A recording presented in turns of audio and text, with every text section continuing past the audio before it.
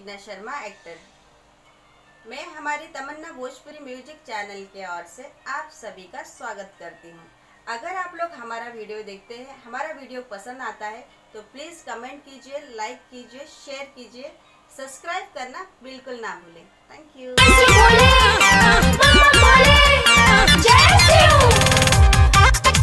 Music by Tinku तूफान।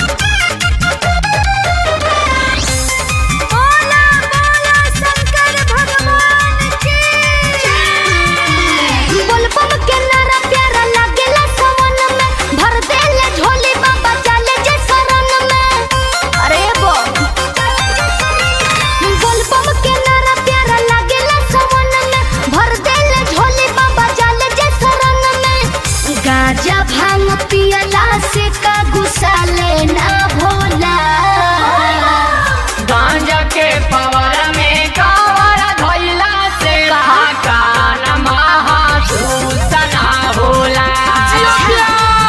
गांजा के पावर में कावड़ धइला से कान महसूस ना होला।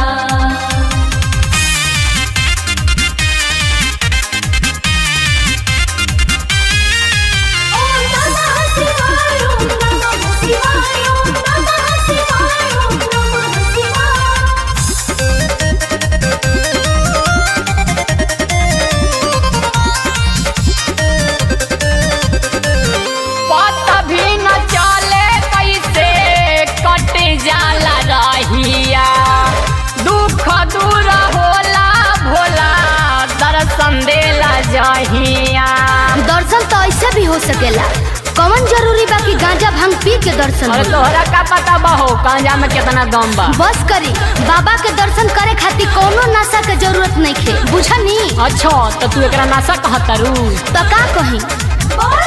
चार चिल्ला मार के न रहेला संभार के छलकत कावर से जल जैसे अगर बजे लेट नहीं होई तोरा भेट ऐसे कैसे पैबा शिव जी के फल जैसे कौन कारण खा ले सब भांग के गोला।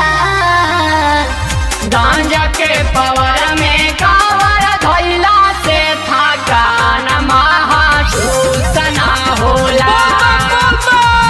गांजा के पावर में कावड़ धइला से थकान महसूस ना होला।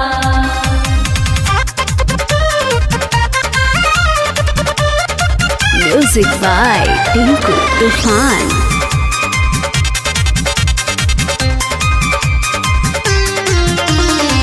धड़कन राजा कहे बाबा के हबूटी, एक कदम मारला ना दुख जाई छूटी।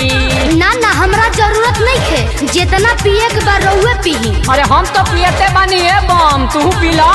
ना जी हम सही ठीक बन। जय भोले जय भोले।